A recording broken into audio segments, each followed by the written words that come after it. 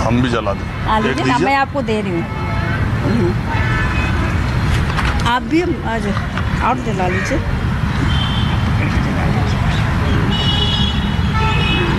लीजिए। एक ही लगाते हैं या कई लगाते हैं? नहीं, कई लगा सकते हैं, आपकी अपनी श्रद्धा। आप अपने लगाइए। हाँ।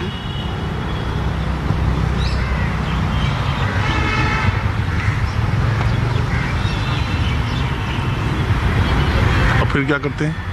आप अपने मन में जो प्रेयर मांगते हो, जो करते हो, आपकी जो श्रद्धा है, जो आप अपने प्रार्थना में चढ़ाना चाहते हो, और जो उनसे मदर मेरी से मांगना चाहते हो, चाहे थैंक्स गिविंग हो या फिर आपने जो विशेष चाहिए, वो हमारी माता पूरा करती है। इसलिए मदर मेरी हमारी मीडिएटर है, जीसस तक हमारी प्रार्थनाओं को पहुंचाने के लिए, हम सबों के लिए वो प्रार्थना करती है कि हमने जो मांगा और हमने जो पाया है, वो मदर मेरी के थ्रू हमारे पास आता है, हम उनके थ्रू उनके जीसस के पास भी जाता है। इसलिए हम बहुत श्रद्धा के साथ उनको ये मांगते हैं प्रार्थना में, और वो हमारी प्रार्थना ज़रूर पूरी करती है। ये मेरा विश्वास है, न सबों की विश्वास है कि जब भी हम मदर मेरी के पास आए हैं, उन्होंने हमारी मनोकामनाएं पूरी की है। हाँ। तो ये कैंडल जला करके आप जो है प्रेयर करते हैं, मदर मेरी से मुराद मांगते हैं या थैंक्स गिविंग, आपकी मुराद पूरी हुई है तो? मुराद पूरी हुई, थैंक्स भी पूरी हुई उसके लिए भी, और हमें जो मांगना है, मुराद हमें जो मांगना है उसके लिए भी हम मदर मेरी के पास आते हैं और उनसे भी हम सारा मांगते हैं। चाहे मुराद जो। आपका नाम क्या है? उर्मिला। तो उर्मिला जी, आप लोग कब से मतलब क्रिश्चियन कितने? बहुत पहले से, बहुत पहले। कई पीढ़ियों से? हाँ, कई पीढ़ियों से।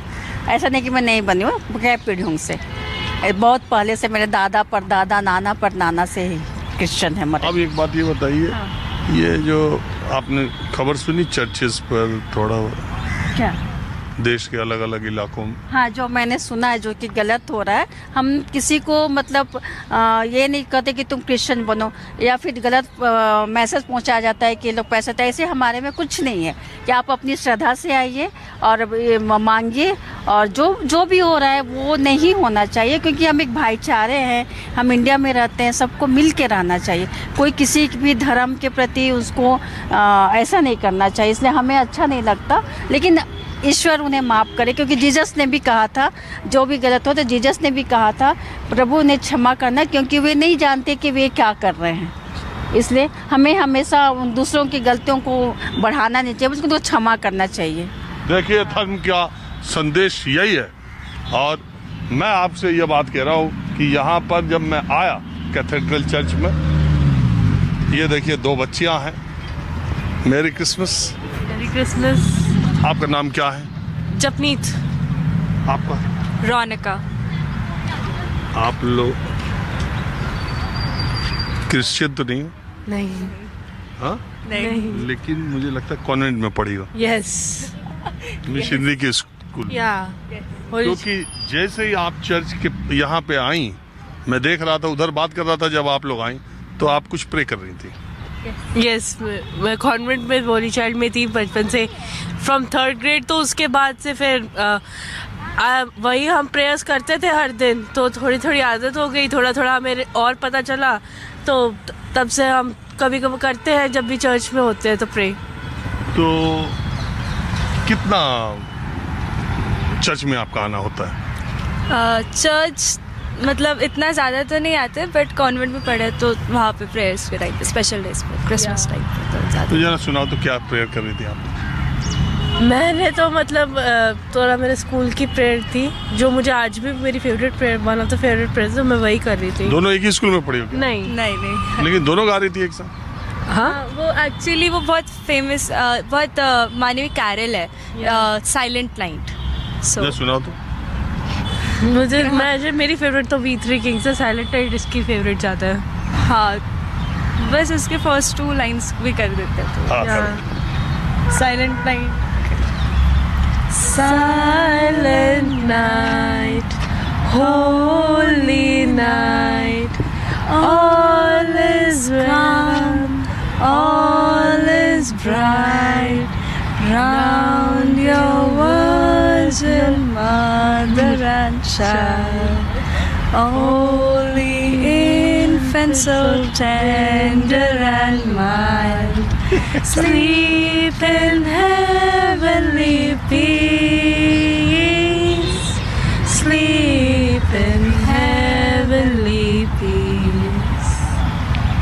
देखिए ये दोनों बच्चे क्रिश्चियन नहीं है, और इन दोनों बच्चों को मैं पहले ही समझ गया, जैसे प्रेयर कर रही थी, कि ये जरूर कॉन्वेंट में पढ़ी होंगी।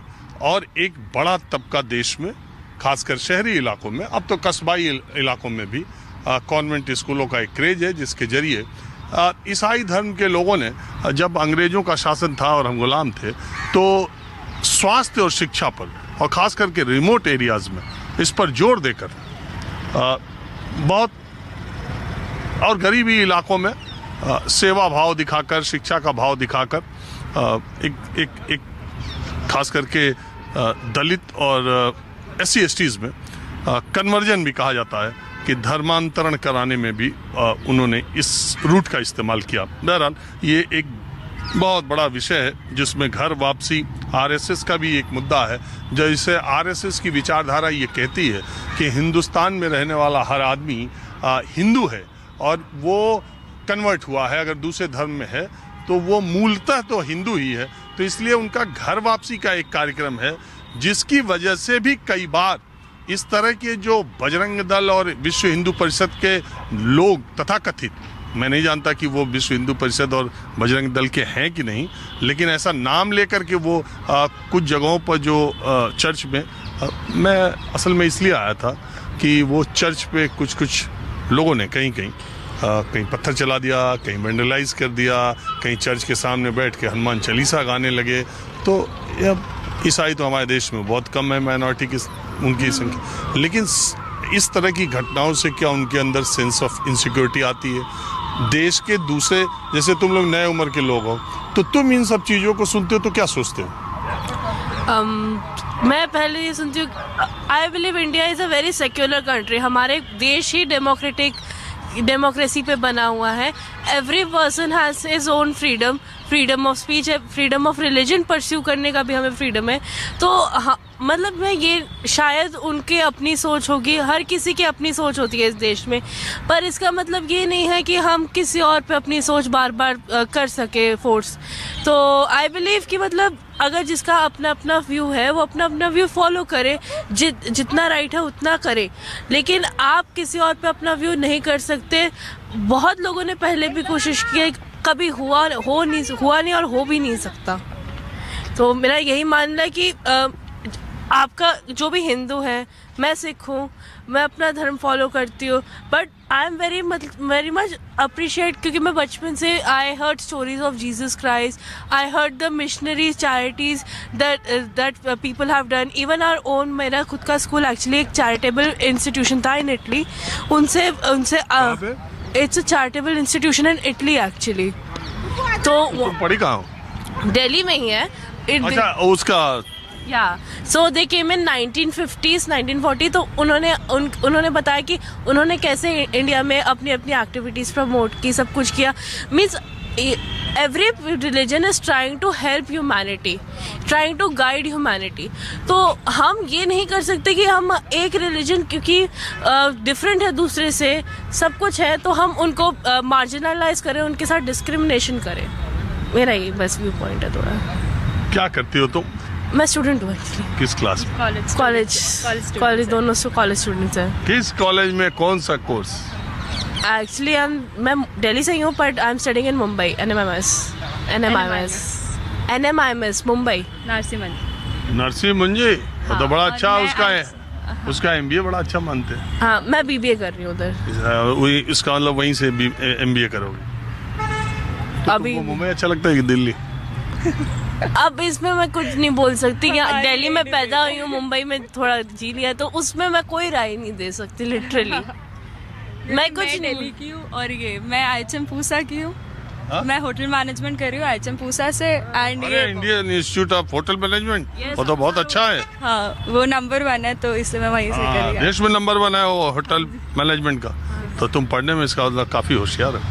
हाँ, और जैसे कि अभी आपने जो क्वेश्चन पूछा, वही मैं बताने वाली थी कि एक्चुअली हमारे जो हॉस्पिटैलिटी है, हमारे इंडिया में भी बहुत सारे, जैसे अभी फ़िलहाल मैं अपनी ट्रेनिंग भी कर रही हूँ, तो जो ट्रेनिंग में जो होटल है, वहाँ पे भी बहुत सारे फॉरेनर्स आते हैं, एंड वहाँ पे भी we see so many religions, वहाँ पे we see so many people की हॉस्पिटैलिटी हमें सिखा देती है कि everybody has their own view, ठीक है, वो तो वो जो चाहे रिलीजन वो फॉलो कर सकता है। एंड हर रिलीजन में, जैसे कि इसने चाहा, हर रिलीजन में ह्यूमैनिटी ही सिखाई जाती है। कोई रिलीजन ये नहीं कहता कि तुम लड़ाई करो या कुछ भी बुरा करो किसी के साथ। हर रिलीजन ये कहता है that you should be peaceful and आपको मतलब सच बोलना चाहिए, अच्छा काम करना चाहिए। सो किसी रिलीजन में कोई बुराई है नहीं। देश के युवाओं की सोच जब ये रहती है तो उस देश का भविष्य बहुत अच्छा रहता है। हम देश पूरी दुनिया के सबसे युवा मुल्क हैं और हम दुनिया की सबसे पुरानी सभ्यताओं में जैसा कहा जाता है। तो आप जैसे बच्चे अगर सोचने वाले होंगे और आप जैसा ही ये पीढ़ी सोचेगी तो फिर देश का बहुत उज्जवल भविष्य समाज का भी है। और आप लोग रुके, बात किया, बहुत अच्छा। और आप जिंदगी में खूब आगे जाएं, खूब स्वस्थ रहें, खूब मस्त रहें और इसी तरह हंसते रहें। Thank you so much.